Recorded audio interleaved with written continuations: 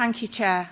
I believe the proposal to introduce an EU social security card is nothing more than a thinly veiled attempt to introduce a European-wide citizen ID card system using a backdoor, while at the same time further disenfranchising democratically elected national governments with the aim of centralising more power in Brussels.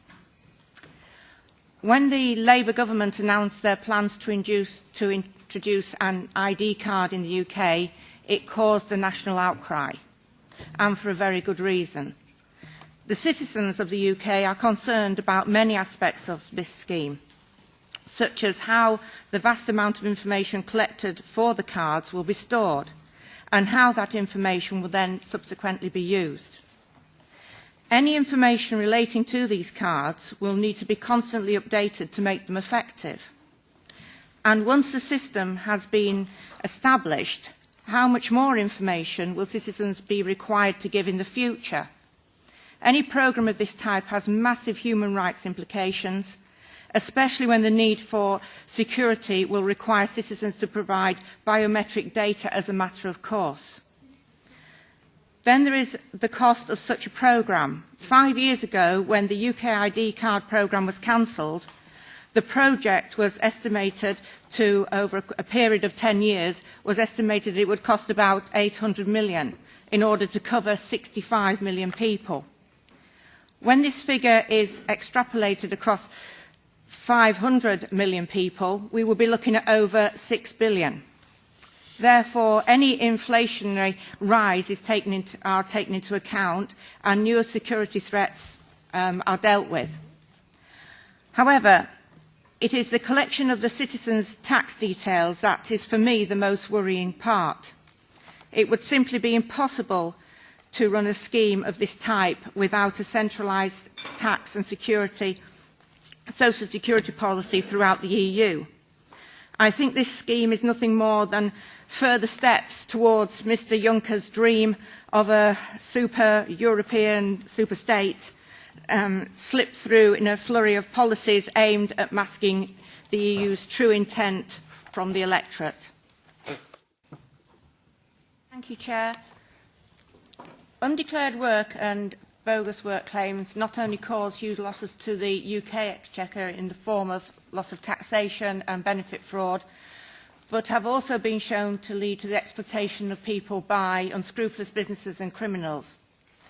For all these reasons, UKIP totally agrees that legislation must be put in place to tackle these problems and to make sure that people who defraud and abuse the UK tax and benefit system are brought to justice. However, this legislation should be put in place by our democratically elected and therefore publicly accountable politicians on a national level, not the undemocratic EU level.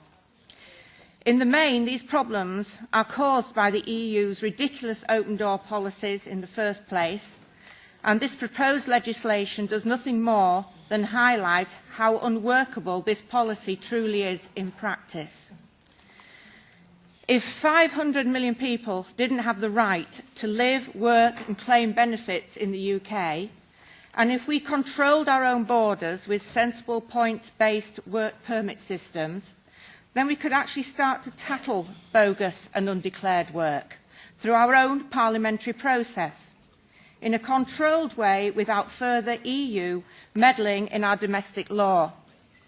I believe this proposed legislation to be nothing more than the start of yet another EU power grab, this time on the rights of nation states to make their own employment and taxation laws, together with the enforcement of said laws. UKIP are determined to stop any further backdoor integration of this type, and without the British electorate even realising it's actually happening.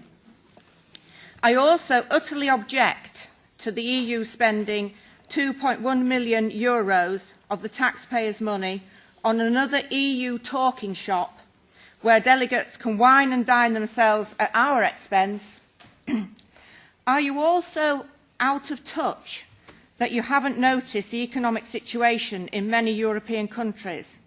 or that voters across the EU want less spending, less interference in their domestic laws. UKIP will be voting against this proposal and urge everyone else to do the same. As regards the budget assigned to this platform, this is a guideline figure, and it's an average figure across a number of years. The Commission estimates that 2.5 million euros per year to organise training, to support a number of operational cooperation programmes, to ensure that colleagues from national authorities can get together to establish common principles, is very much in proportion. It's nothing compared to the huge financial impact on member states of this problem that we're trying to address. Thank you.